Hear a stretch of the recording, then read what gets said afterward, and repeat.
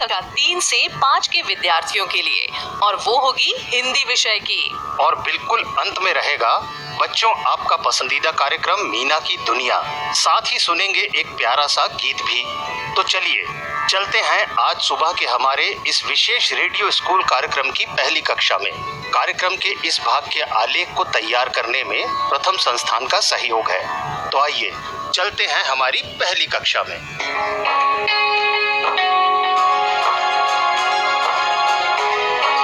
पहली कक्षा तीसरी की।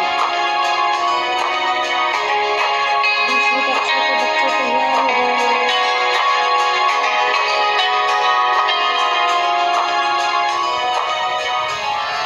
प्यारे बच्चों, सभी को नमस्कार। मैं हूँ आपकी रेडियो टीचर। कैसे हैं आप सभी? और राजू भैया, आप बताइए, आप कैसे हैं? हम सभी ठीक है टीचर जी, आप कैसी हैं? मैं भी ठीक हूँ। बच्चों, आपको याद है ना कि हमने पिछली कक्षा में क्या सीखा था? जी टीचर जी, मुझे याद है। अरे वाह राजू भैया, क्या सीखा था हमने अपनी पिछली कक्षा में? टीचर जी, पिछली कक्षा में हमने सैकड़ा बनाना सीखा था। बहुत बढ़िया राजू भैया, आपको तो याद है, लेकिन क्या सभी बच्चों को याद होगा? जी टीचर जी, पाठ ही इतना अच्छा था कि सभी को समझ में आ गया। साथ ही आपने रंगोली की बात भी तो की थी, इसे भला कौन भूल सकता है। रंगोली तो हमारे घर के आंगन और स्कूल की शोभा बढ़ा देती है। शाबाश राजू भैया।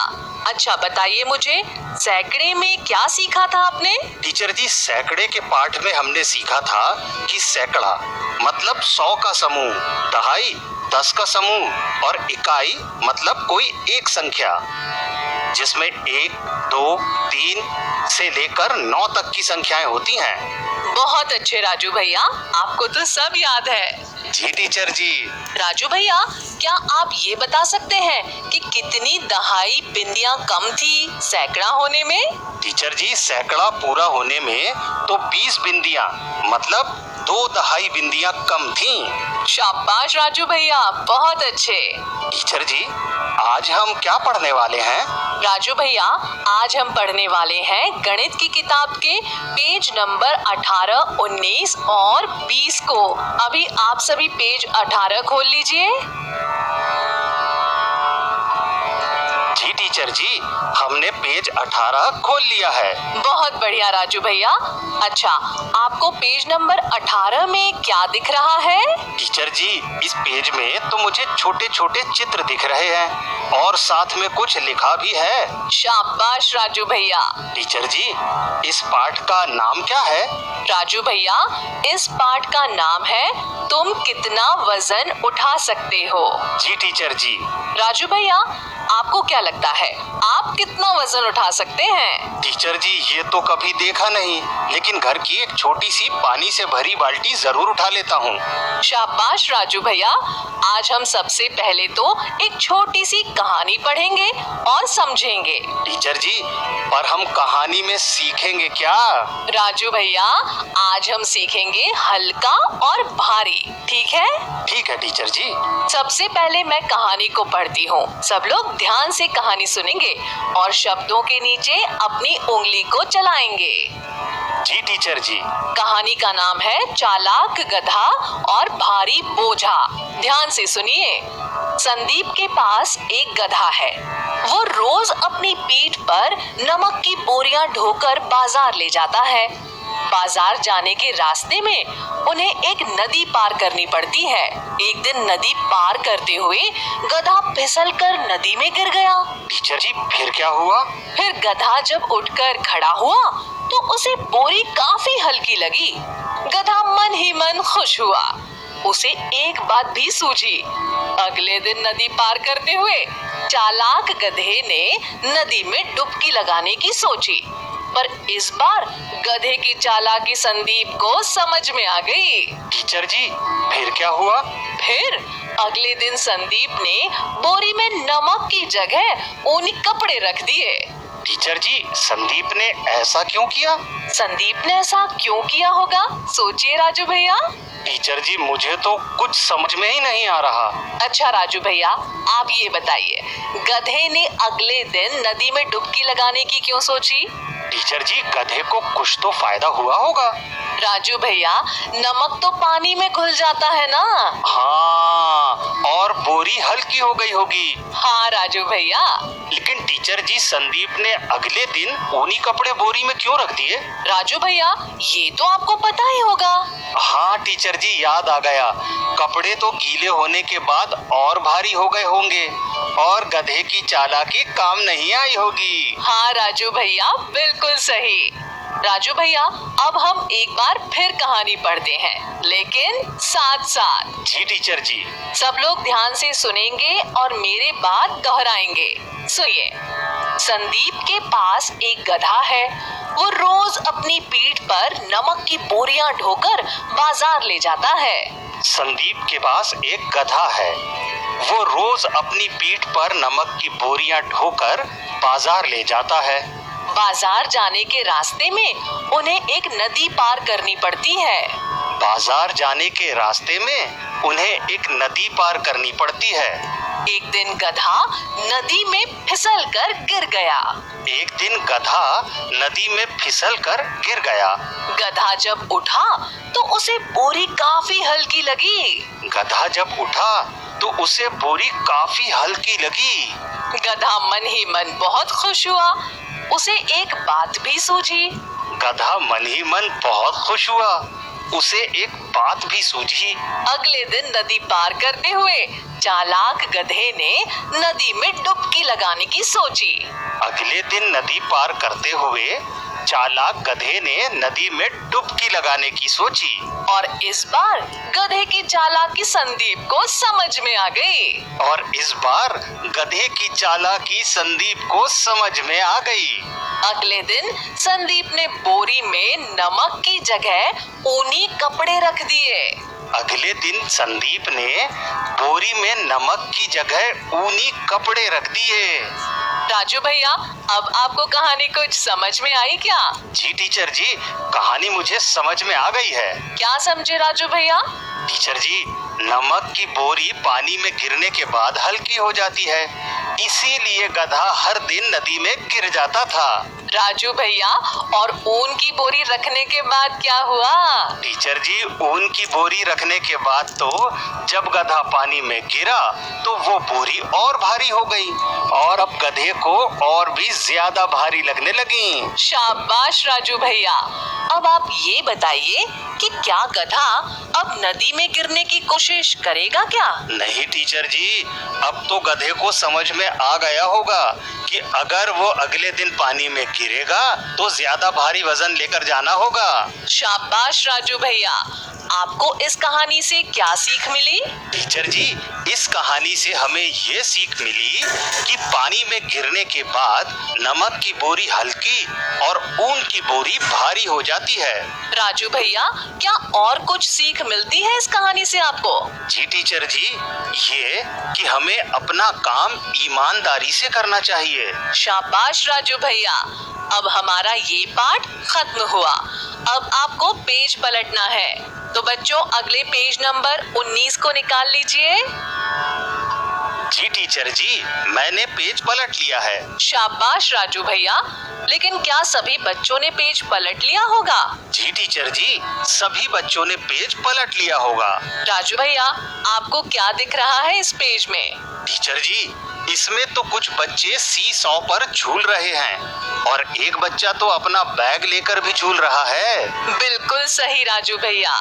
टीचर जी, क्या इस हिस्से का भी कुछ अलग नाम है? हाँ राजू भैया, इसका नाम है राजू सी-सॉ पर झूलना चाहता है। टीचर जी, ये तो मेरा ही नाम है। हाँ राजू भैया, बिल्कुल सही बात है, ये आपका ही नाम है। जी टीचर जी। राजू भैया, अब मैं कहानी को पढ़ती हूँ, आपको ध्यान से सुनना होगा और कुछ प्रश्न हैं, उनके उत्तर भी आपको देना है। हमारे घर पर रहकर पढ़ने वाले बच्चे भी ध्यान देंगे। जी टीचर जी। जी। पहली लाइन में लिखा है, राजू को सीसॉ पर झूलने के लिए एक साथी की जरूरत है। राजू भैया, क्या आप अकेले ही सीसॉ पर झूल सकते हैं? नहीं टीचर जी, अगर मैं अकेले ही सीसॉ पर बैठूंगा तो एक ही तरफ रह जाएगा। झूलने के लिए हमें 2 लोगों की जरूरत पड़ेगी ही। ठीक है राजू भैया। रानी राजू की मदद करने आती है, फिर भी राजू झूल नहीं पाता है। टीचर जी, रानी जरूर राजू से भारी होगी, इसलिए ऐसा हो रहा है। राजू भैया, चित्र में क्या दिख रहा है आपको? टीचर जी, चित्र के हिसाब से तो राजू ही भारी है। टीचर जी, इस तरह से तो राजू फिर भी झूला नहीं झूल पाएगा। हाँ राजू भैया, आप ये बताइए कि राजू रानी के आने के बाद भी क्यों नहीं झूल पा रहा है? टीचर जी, राजू का वजन रानी से ज्यादा है और सीसॉ रानी की तरफ नहीं झुकेगा, इसलिए राजू नहीं झूल पा रहा है। अब इन दोनों की मदद के लिए असलम आता है। राजू भैया, क्या अब ये दोनों साथ में झूल सकेंगे? जी टीचर जी, अब तो ये दोनों साथ में झूल सकते हैं।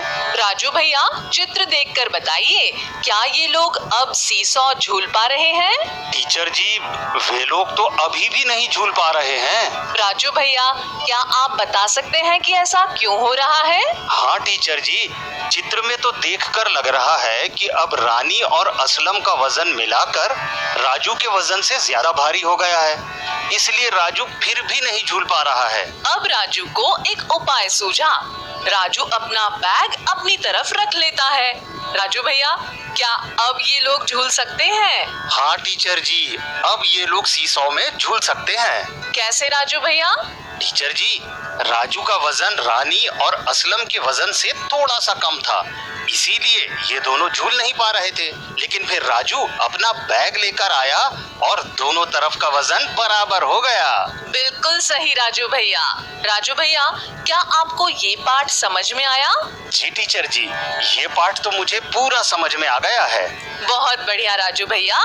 उम्मीद करते हैं कि घर पर रहकर पढ़ने वाले हमारे बच्चों को भी ये पाठ पूरी तरीके से समझ में आ गया होगा। अच्छा राजू भैया, अब हम चलते हैं अगले पेज की ओर। आप लोग पेज पलट लीजिए, पेज नंबर 20। सभी बच्चों ने पलट लिया और निकाल लिया पेज नंबर 20? जी टीचर जी, हमने पेज पलट भी लिया और पेज नंबर 20 निकाल भी लिया। बहुत अच्छा राजू भैया। अब बताइए, आपको इस पेज में क्या दिख रहा है? टीचर जी, इस पेज में तो मुझे बहुत से चित्र बने हुए दिख रहे हैं। अच्छा, मैं बताती हूँ इसमें क्या करना है। इसमें हमको हल्का और भारी पहचानना है, साथ ही हमें दी गई वस्तुओं को सीसॉ पर रखना है और इसमें सभी की सूझबूझ काम करेगी। तो सभी तैयार हैं? राजू भैया, आप भी तैयार हैं क्या? जी टीचर जी। तो चलिए, मैं पहले आपको इसमें दिया गया एक उदाहरण हल करके बताती हूँ, फिर आप मुझे बताइएगा। जी टीचर जी। पहले आप सभी देखिए, एक तरबूज और एक खरबूज दिया गया है। इसमें तरबूज बड़ा और भारी होने के कारण सीसॉ तरबूज की ओर झुका है। तो समझ गए ना राजू भैया, इसमें क्या करना है? जी टीचर जी, मुझे समझ में आ गया। अगला सवाल मैं बताता हूँ। अगले सवाल में दिया है घड़ा और बोतल। इसमें घड़ा भारी होगा और बोतल हल्की, इसीलिए झुके सीसॉ की ओर घड़ा और उठे सीसॉ की ओर बोतल रखी जाएगी। शाबाश राजू भैया, आप तो बहुत होशियार हैं। अब अगला सवाल भी इसी तरह बता दीजिए। जी टीचर जी। अगला दिया है 2 गिलास पानी और 1 जग पानी। इसमें 1 जग पानी ज्यादा होगा, इसीलिए झुके सीसॉ पर जग और उठे सीसॉ पर गिलास रखी जाएगी। बिल्कुल सही राजू भैया। इसी तरह अगले चित्र को देखकर बताइए कि कौन झुके सीसॉ पर रखा जाएगा और कौन उठे सीसॉ पर रखा जाएगा। जी टीचर जी। अगला सवाल है मग और बाल्टी, जिसमें झुके हुए सीसॉ पर बाल्टी और उठे हुए सीसॉ पर मग रखा जाएगा। टीचर जी अगला बताता, पर इसमें सीसॉ ही नहीं है, तो इसको कैसे करें? राजू भैया, ये तो अलग है। इसमें जो आप कर रहे थे वो नहीं होगा, इसलिए इसको हम सब मिलकर करते हैं। बच्चों ध्यान से सुनिएगा और अपनी अपनी बुक में देखिएगा। इसमें प्रश्न दिया है, जो हल्की चीज है उसमें रंग भरो। अब समझ आया राजू भैया इसमें क्या करना है? एक मैं करके बताती हूँ, इसके बाद राजू भैया और सभी बच्चे अपनी अपनी बुक में कीजिएगा। चलिए तो समझिए, इसमें 2 गेंद दी गई हैं। एक तो क्रिकेट की बॉल है, दूसरी फुटबॉल। इसमें से हल्की बॉल हुई क्रिकेट की बॉल, इसलिए हम इसमें रंग भरेंगे। तो बच्चों सभी छोटी क्रिकेट वाली बॉल में रंग कर लें या कोई चिन्ह लगा लें। अब समझ में आ गया राजू भैया क्या करना है? जी टीचर जी, अब मैं ही बताता हूँ। अगला स्कूल बैग और ज्यामिति बॉक्स दिया है, जिसमें ज्यामिति बॉक्स हल्का होता है, तो इसको हम रंग कर लेते हैं या कोई चिन्ह लगा लेंगे। सही बताया ना टीचर जी? बिल्कुल सही राजू भैया। तो सभी बच्चे ज्यामिति बॉक्स में रंग कर लेंगे। इसी तरह घर में रखी चीजों की लिस्ट बनाइए और बताइए कि कौन किससे भारी है। और जब आपके शिक्षक आपसे मिलने आए तो उन्हें जरूर बताइएगा। अब हम आज की कक्षा को समाप्त कर रहे हैं। अगली कक्षा रहेगी कक्षा 3 से 8 के छात्रों की, उनके हिंदी विषय को लेकर। तो कक्षा 3 से 8 के छात्र तैयार हो जाएं, हम आ रहे हैं आपके पास। पर इससे पहले अभी हम आपको सुनाते हैं हिंदी वर्णमाला में शामिल व्यंजन अक्षरों को सीखने वाला एक गीत। इसे आप सभी मध्य प्रदेश के बच्चों के लिए शंकर महादेवन अकादमी ने विशेष तौर पर तैयार किया है और आप तक पहुंचाने के लिए हमें भेजा है राज्य शिक्षा केंद्र ने।